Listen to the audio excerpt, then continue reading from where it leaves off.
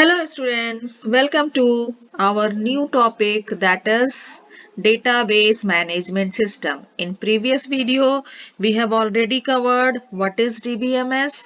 So DBMS is a organized collection of data or data can be organized in such a way that you can easily create, modify, delete or retrieve the data.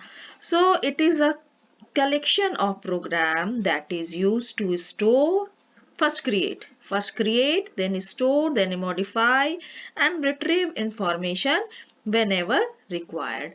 So example लीजिए, जैसे आपका library system है, तो library system में आपको library number का book number, book ID और receive, book issued सारा इंफॉर्मेशन स्टोर रहता है। आप किसी बुक के बारे में इंफॉर्मेशन लेना चाहते हैं तो आप उसको बुक आईडी डालकर देखेंगे तो वो आपको बुक से रिलेटेड सारा इंफॉर्मेशन डिस्प्ले करेगा।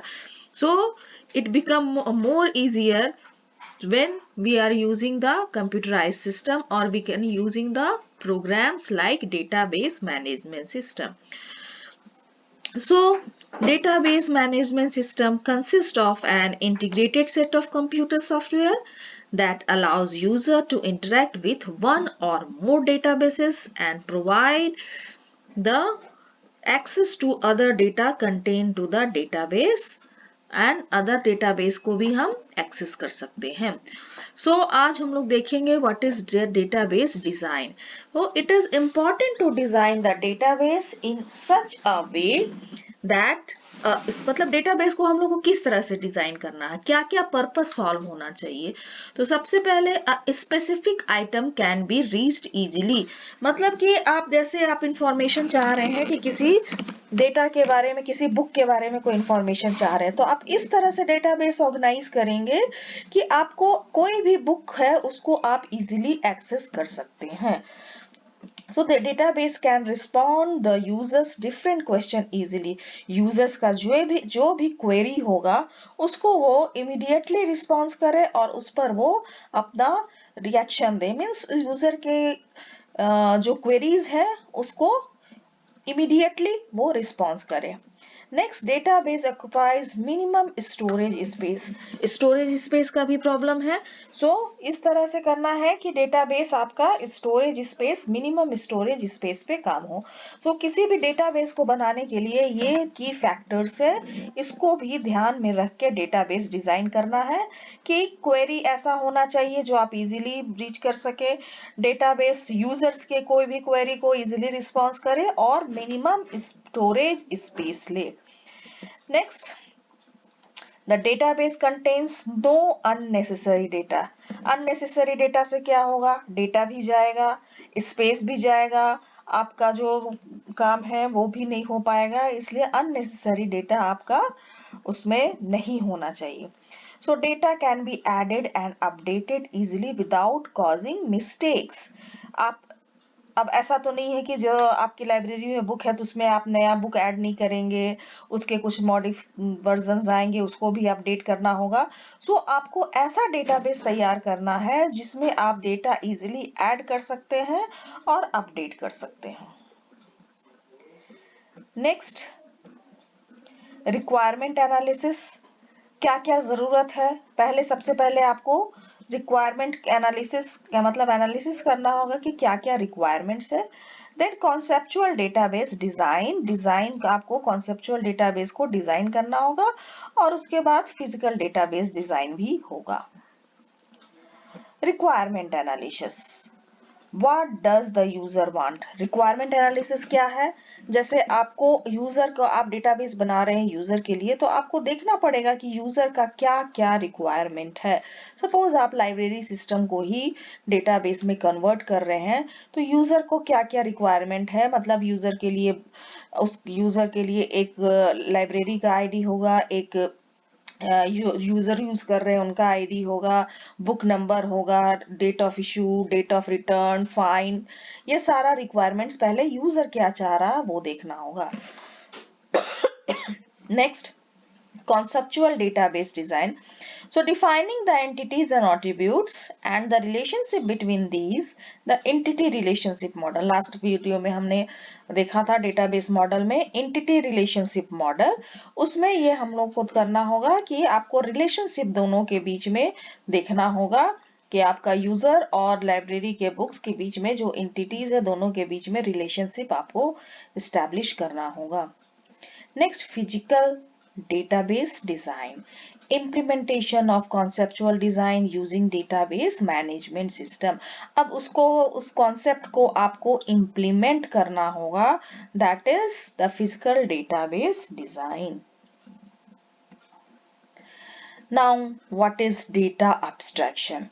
Data abstraction is the reduction of a particular body of data to be simplified representation of the whole.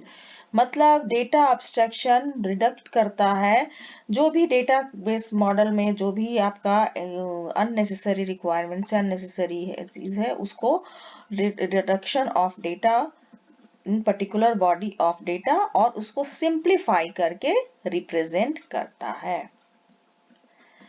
Now data abstraction क्या होता है? For the system to be usable it must retrieve data efficiency.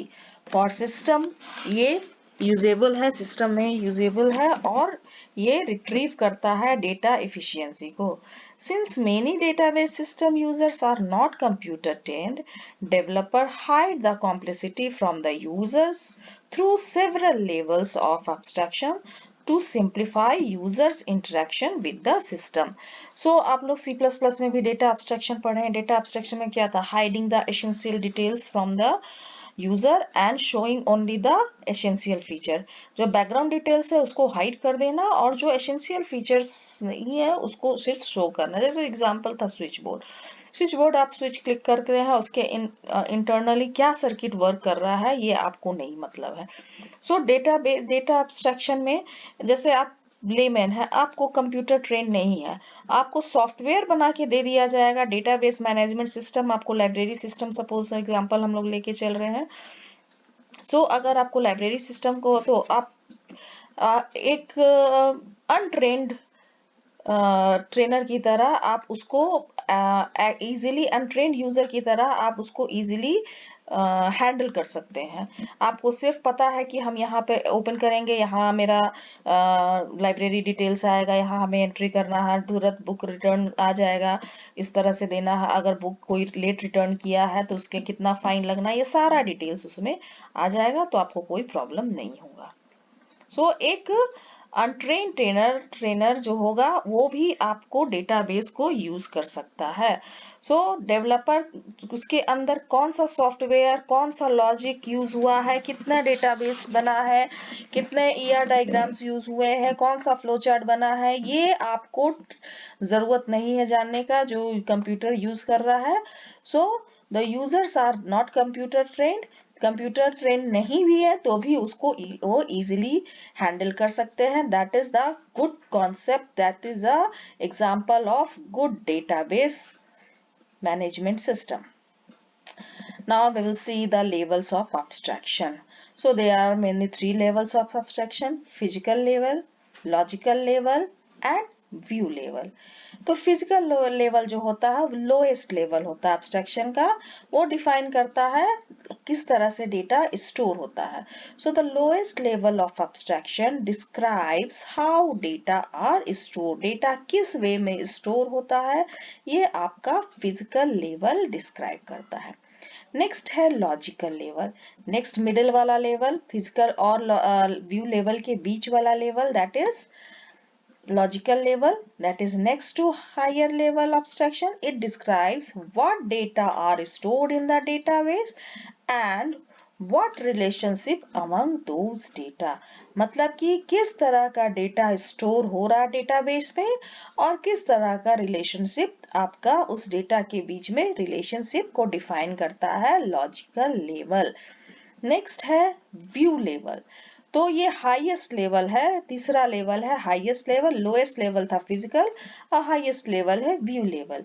तो view level जो है वो highest level of abstraction है. It describes only part of entire database. ये database के पार्ट्स को डिस्क्राइब करता है. That is view level. So mainly there are 3 levels of abstraction: physical, logical and view levels. Now physical level एक बार और देख लीजिए. Physical levels of abstraction describe how data are actually stored. The physical level describe complex data structure in detail. Lowest level है, इसलिए इसमें describe किया जाता है डेटा के स्ट्रक्चर को, सारे डेटा स्ट्रक्चर को डिफाइन किया जाता है. Next logical level. Logical level middle में होता है. The next higher level of abstraction describe what data are stored in database and what relationship among those data. So logical level thus describe the entire database in terms of small numbers of relatively simple structure. जो structure है उसमें relationship को define करता है logical level. Next view, last one, highest level, view level of abstraction describe only part of entire database. Many users of database system do not need all this information. Instead, they need to access only part of the database. So the view level abstraction exists to simplify their interaction with the system. Highest level है, तो जो interaction होता है that is through the view level. Now see. View level describe how the जो user है, देखिए ये view level है, इस फिगर से समझिए. डेटाबेस मैनेजमेंट सिस्टम है ये, बीच में फिजिकल है, सॉरी लोएस्ट लेवल फिजिकल है, फिर कॉन्सेप्चुअल है, और व्यू लेवल जो यूजर देख रहा है, वॉच कर रहा है, जो यूजर्स को अवेलेबल है, that is view level. So views describe how users see the data. आपके पास लाइब्रेरी सिस्टम का सॉफ्टवेयर आ गया है, आप उसको खोलते हैं, उसमें डेटाबेस बना रहता है, लाइब्रेरी नंबर, आईडी नंबर, ये चाहे स्टूडेंट का इंफॉर्मेशन आप देखते हैं तो स्टूडेंट का रोल नंबर, नेम, मार्क्स रहता है. तो जो यूजर वॉच कर रहा है, यूजर जो देख पा रहा है, वो होता है view level. So view describes how data user see the data. Conceptual level defines the logical structure. उसके अंदर कौन क्या किस तरह का रिलेशनशिप यूज हुआ, कॉन्सेप्चुअल लेवल में होता. और लोएस्ट लेवल जो है physical level describe the files and indexes. कितना फाइल यूज हुआ, कौन कौन सा डेटा यूज हुआ, वो हो जाता हमारा फिजिकल लेवल में. Now we will see what is instance and schemes.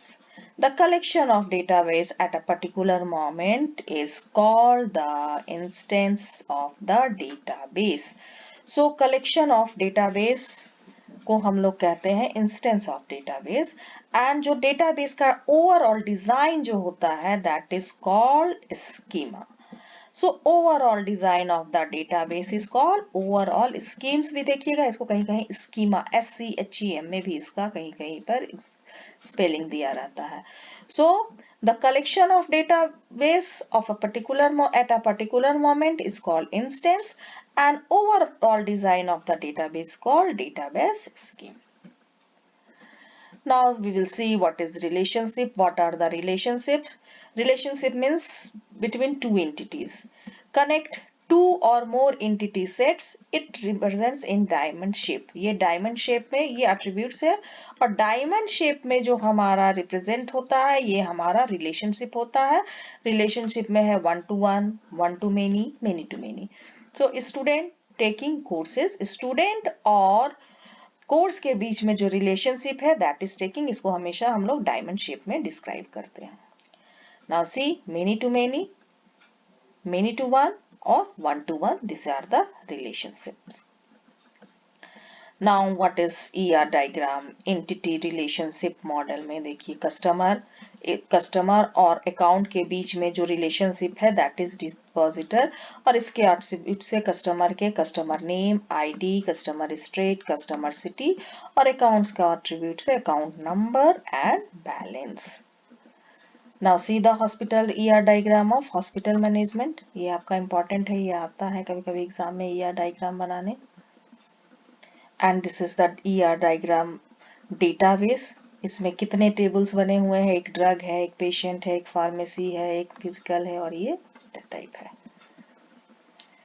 So, database administration is a high-level function and is responsible for overall management of the database in an organization, including maintaining corporate-wide definition and standards. So, database administrator जो होता है वो database को overall check करता है और inform करता है. That's all from today video. Thank you.